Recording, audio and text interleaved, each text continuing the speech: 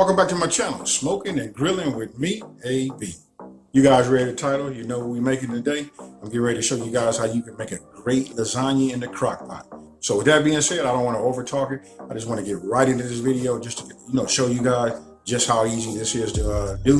Instead of going to the grocery store and and buying that big lasagna, that family pan, you know what I mean, spending that $13 to $15 for that. You can make this right here in your crock pot, make it cheesy like you like it. And then, you know what, after you see what I do, I like mine meaty. And listen, I kind of like kept this more so like a traditional type lasagna. The difference is when I make it, listen, I load it up with a lot of different types of meat. So listen, I use smoked sauces and all that. Didn't do it in this video, but I'm giving you guys a suggestion. You know what I mean? For those of y'all that like that meaty sauce, hey, you can do anything and make this yours. So with that being said, you guys, let's get right into the video. All right, so here I just start off getting my, my pan ready on my induction top. This is just a new wave induction top.